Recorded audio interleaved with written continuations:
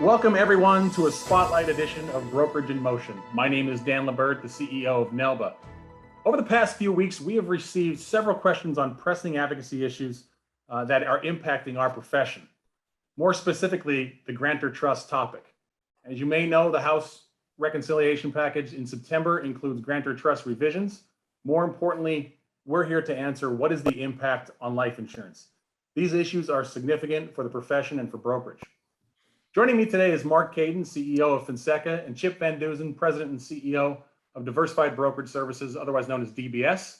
I'm sure many of you recognize both of our guests, but specifically Chip, as he is a past chairman of NAILBA and the current chair of Finseca's board committee dedicated to advocacy. Gentlemen, welcome. Welcome. Thanks, Dan. Well, really appreciate you guys being here. We all know Finseca is a top advocacy group.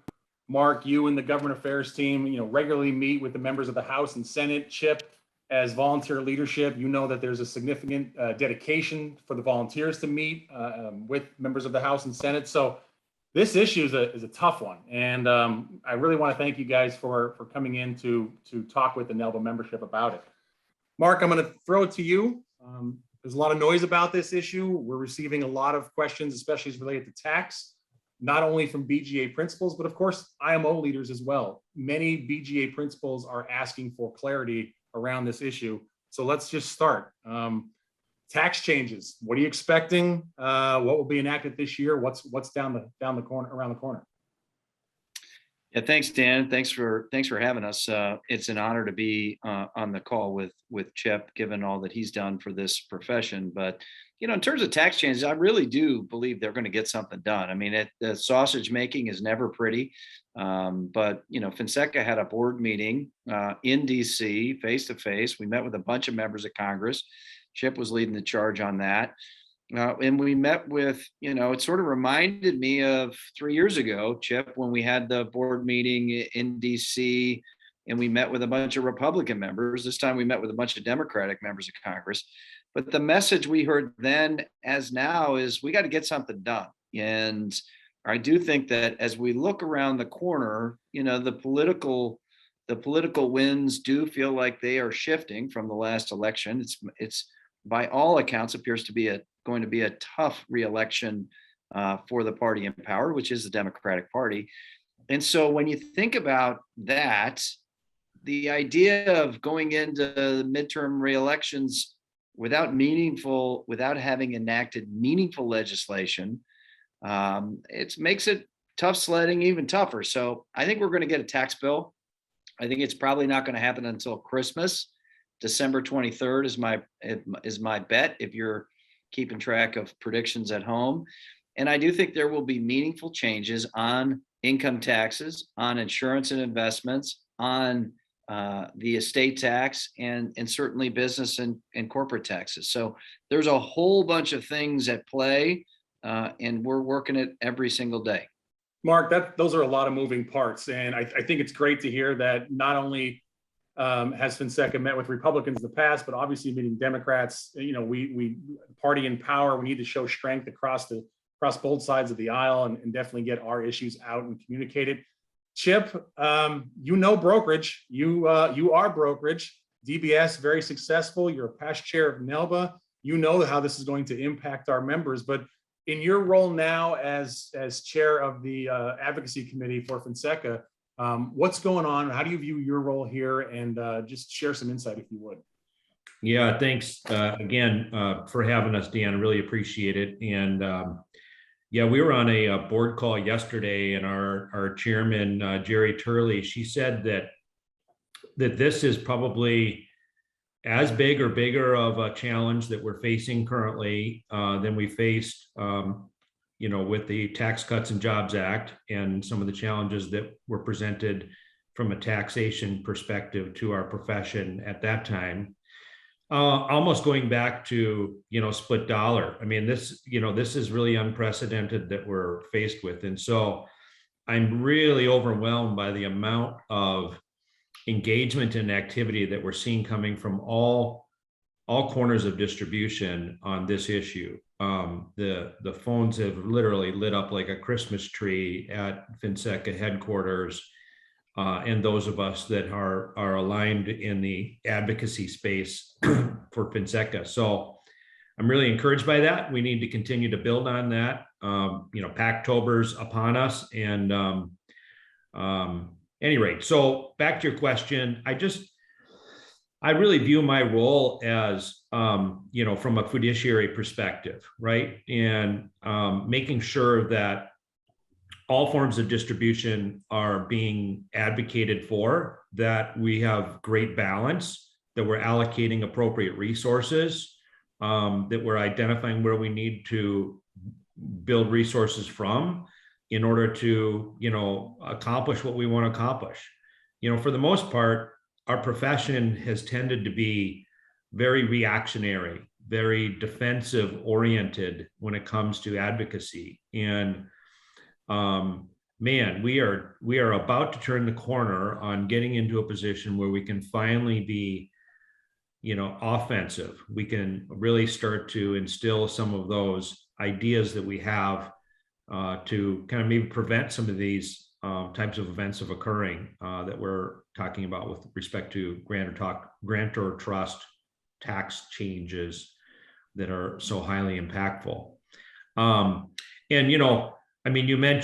Mark mentioned that we had met with a bunch of Republicans. That was really only the case because they were the party in power. Now we're meeting with a lot of Democrats because they're the party in power. But when we look at our endorsed candidate slate that we've had for, this past year that we're about to review and vote on in November and December for the coming year, it's extremely well balanced. So it has to be, because there are important ranking members on all of the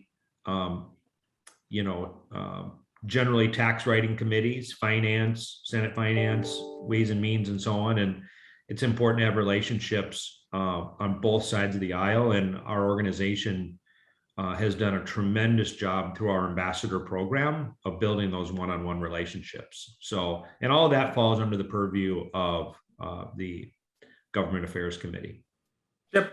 Hey, Dan, can I just add something? Sure. Can I just add something what Chip just said? Because he's done a hell of a job as advocacy chair. I think he's maybe the longest serving advocacy government affairs chair in the history. I think it's like 5 or 6 straight years, give or take.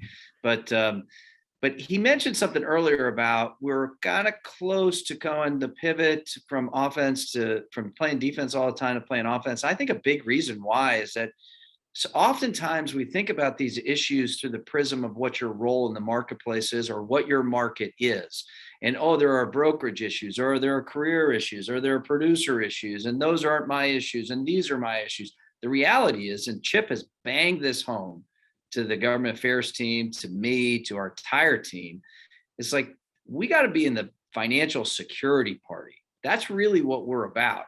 And there are different ways to deliver financial security through life insurance, through annuities, but we're all in the financial security business. The more we unify, the more we come together, the better we're going to be in delivering more financial security products to more consumers. And that I really appreciate, A, the conversations you and I've had, but B, people like Chip and their leadership.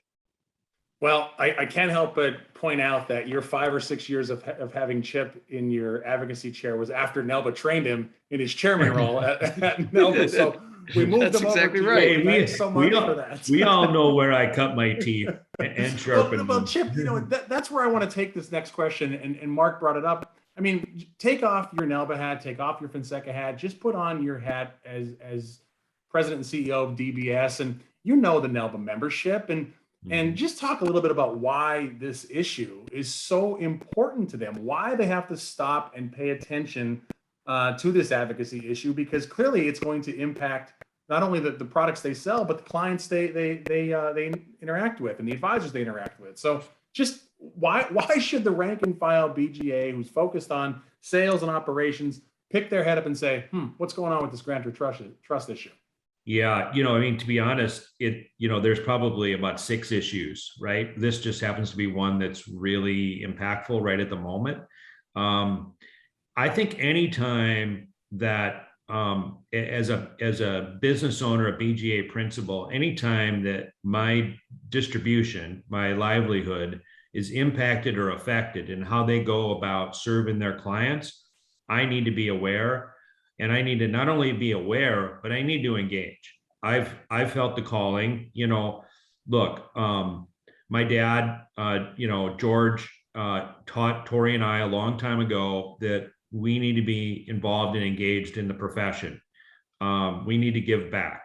And we both do that in a number of ways. Tori being on the NAILBA board currently. And, as such, it's really our responsibility to be engaged. And this particular issue is so impactful to not just people that sell life insurance from a tax avoidance, estate tax or state death tax avoidance perspective. There are literally hundreds of thousands of clients that own policies in grantor trusts that are going to be significantly impacted. The way in which we can go about doing the planning that we've done for so long and helped our advisors do for their clients is, potentially, completely changed. And, this is as close as we've got to a tax on death benefit.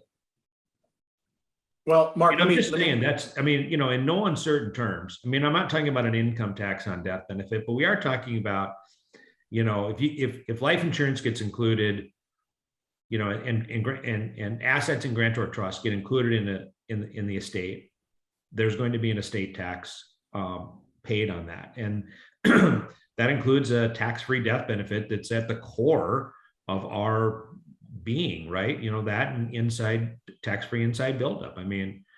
That's a huge affront to our profession. And regardless of whether you sell any insurance for protection that's owned by a trust or not, if you don't feel that this is an affront to our profession and that it can be a potential stake in the ground to more things to come, well, shame on you and shame on all of us for not acting and engaging. Well, Chip, you mentioned more things to come and a variety of issues that are now front and center, maybe even, dare I say, a clear and present danger for brokerage general agencies. Mark, Chip mentioned that he expanded on the impact of independent distribution and brokerage, but he talked about there's one of many issues. Finseca is one of the top advocacy associations in the country. What's going on? What issues are you tracking right now, in addition to what Chip already mentioned? So I think about the tax increases in 4 different categories. There's income, there's insurance and investments, there's business, and then there's the estate tax. And I think we're going to have changes in all 4 categories. I think on the income tax, that's not an issue that we're actively lobbying, but I don't think there's any question the top marginal income tax rate is going to go up to close to 40%. On the insurance and investments, obviously there are meaningful cap gains changes that, many advisors out there that work with the NAILBA community, they have a holistic practice. The real question on cap gains is, are we going to have kind of retroactivity on the capital gains tax rate increase? I think it'll go up to, somewhere in between, 26 and 29, 30, maybe 31%. And then the question really that a lot of advisors are asking is this going to be retroactive? And it's our view that it shouldn't be, but that's still to be determined. I'll come back to the insurance in a minute. On business, so many advisors and clients take advantage of this 199A deduction. It's the most significant tax relief in the history of the profession, in the history of small businesses, candidly.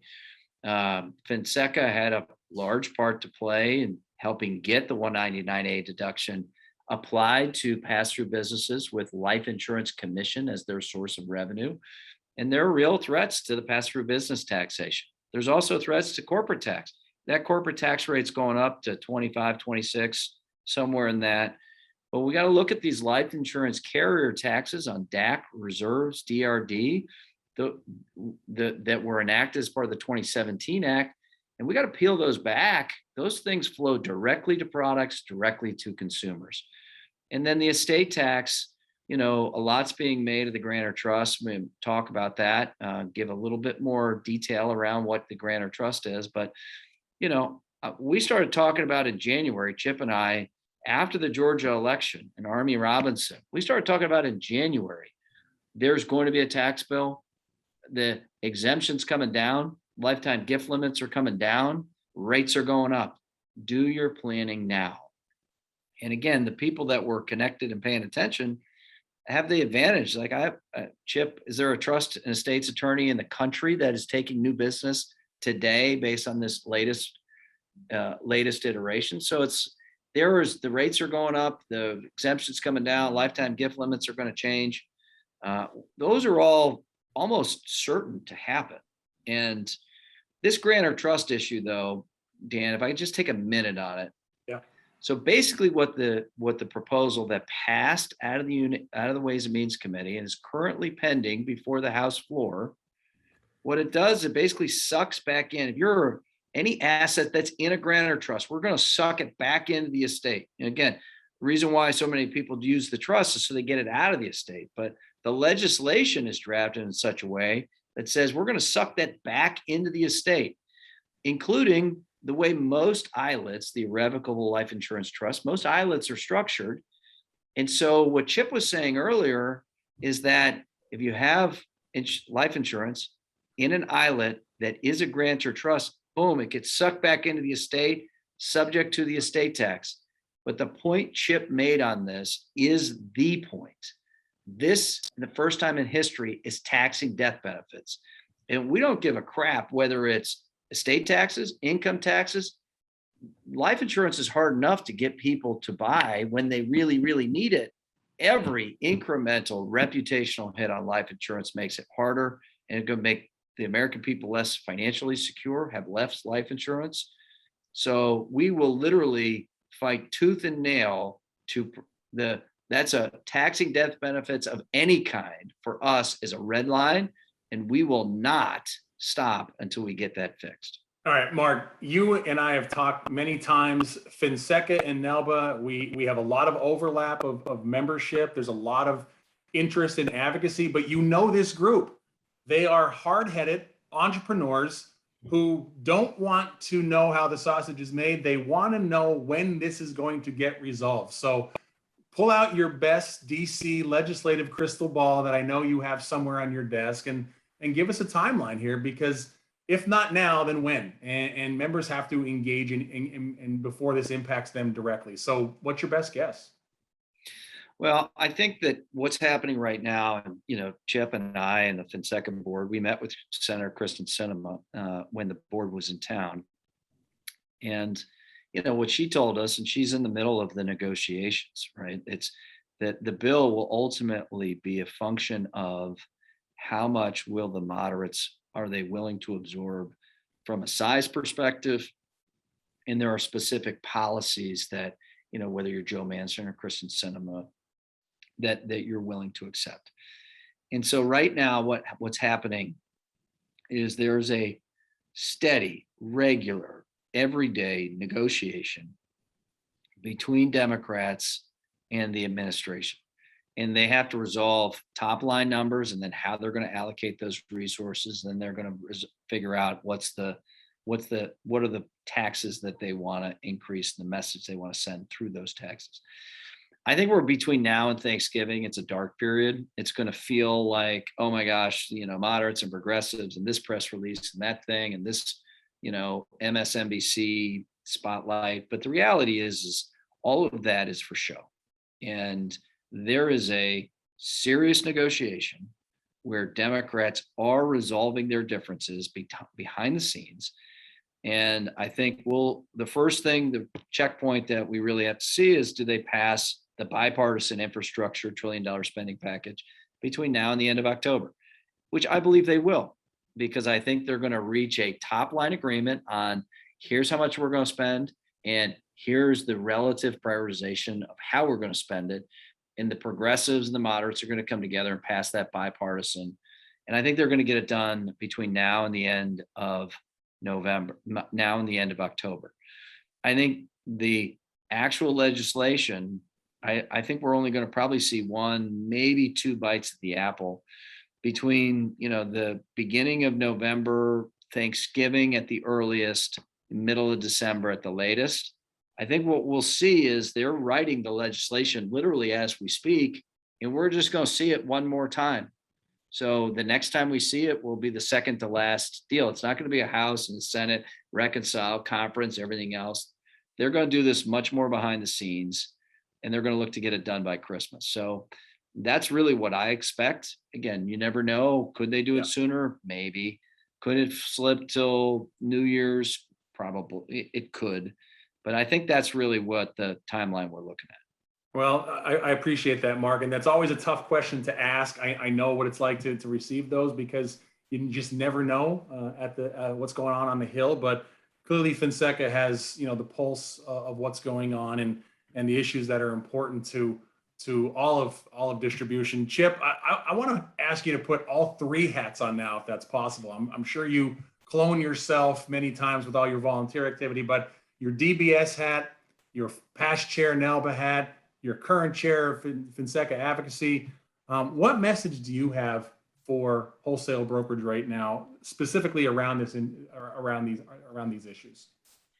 Yeah, I would say, we're, dare I say, the fight of our life, but this is pretty important, right? Because, of what's at stake, not just with the grantor trust issues, but what that means and what ground has been gained from a taxation perspective on our, one of our most precious items, tax-free death benefit. So I think that's really, really important. And now is no better time than ever to be involved. And I think that I really applaud yourself and NAILBA for wanting to put something out, raising awareness. I'm certain, I hear from all sorts of my friends around the brokerage community that are calling me, asking me what's going on, what's happening, and so on.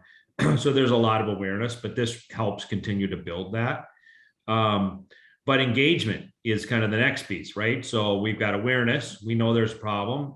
Two, how can we help solve the problem and be engaged? And, as principals of BGAs or members of NAILBA, or even members of Finseca, now is the time to engage, right? We have the ability to continue to have our voice heard as they're crafting the language that will, ultimately be kind of subjected to review again, and people will have an opportunity to have their say-so about what's in it. Whether there's time for that to be impactful or not, I don't know, but I do know now is a good time to engage. And look, I mean, these issues face me as a principal business owner. These issues face literally, 90% of the distribution that we work with and their clients. So if that's not enough for me to be not only aware, but to engage, I'm not sure what is. So, I think the comment that you made earlier was interesting in that you said the NAILBA members are wanting to know when this is going to get fixed. And I can appreciate that, because I was one of those NAILBA members for a very long time who was someone else is going to fix my shit. Pardon my language, but that's all right. We have an 8-second censor here. Go ahead. Okay, good. Someone's going to fix this for me. So at any rate, engagement is the way to continued success. And, that's what's given me the desire to want to be involved, not only with Finseca, but particularly the Government Affairs Committee. Was I wanted to be in a place where I felt like I could make a difference, and where I felt like there was a need to have an independent distribution voice heard. And that's why I'm here. Thank you, Chip. Mark, Dan, I got the last one for you. Go ahead. I gotta just add one thing. I'm sorry, Dan, but Chip went from a passive observer, and he was one of the first people, by the way, I heard when we had a particular issue we were trying to get fixed in the 17 Act, and not every member of Congress that you build a relationship is relevant in every particular circumstance, but the relationship that Chip developed with, his congressman was really relevant, Republican on the Ways and Means Committee, and an influential one at that. And so when we got the issue fixed, I remember I think it was like a Saturday, Chip had gotten a call on his cell phone from his member of Congress. We got it fixed. Chip texted me, like, we're celebrating, but like that's the arc over the last 10 years where Chip went from, looking at, hey, how does this happen, to actually being somebody that makes it happen. And, again, that takes some time, that takes some talent, that takes some treasure. But it's a testament to the fact that, Chip is doing that on behalf of the entire profession. We got lots of other people, not just Chip, doing that. But the reality is we need more. We need more people who are engaged so that we don't get bad stuff happening that's going to hurt the financial security of the American people. Well, and I would add, brokerage distribution leaders are unique in that we have a purview into the industry that is really wide, and we can look at things from a worldly perspective. We're in multiple business lines. We represent multiple carriers. We have, lots of distribution that we engage with. That puts us in a very unique position to be of value to the profession, particularly, when it comes to advocating for it. But, educating, whether we're developing leaders and so on, there's so much for that the BGA principle and the independent distribution space has to offer the profession. And I'm excited about the opportunity for them to continue to offer it. Absolutely. Good and good comments from both of you. Mark, I want to keep you guys to your scheduled time that I requested. So last question for you. In addition to NAILBA members being engaged and looking at their professional memberships and actually volunteering their time, which many do, but what can NAILBA members do right now to help protect their clients? Yeah, again, I think you got to stay informed, stay connected, stay engaged, talk to people, talk to what you want to be as a source for advisors and letting them know what the potential challenges ahead. You don't want to let some trust and estate lawyer, get in front of your client and say, oh, this ILET's not going to work because of this, that, and the other thing. You want to be that source, and through the engagement process, then that happens. And here's the other thing, Dan, that I would just suggest. I actually think, let's make the upcoming NAILBA face-to-face meeting the strongest NAILBA meeting ever. Let's bring this community together. Let's get people understanding what's happening, what's at stake, the ability to work together to help, as Chip said, drive a unified financial security message to carriers, to lawmakers, to advisors, to consumers. So I think, the making NAILBA the absolute strongest it can be helps make the profession the strongest it can be, and helps us get more financial security in the hands of more people. Well, there's no doubt, Mark, we're stronger together. And as well as I do, it's better to be at the table together than on the menu. And that's a very realistic scenario in DC. I want to thank you both for joining this spotlight section of Brokerage in Motion. Mark mentioned the NAILBA annual meeting, November 15th through the 17th.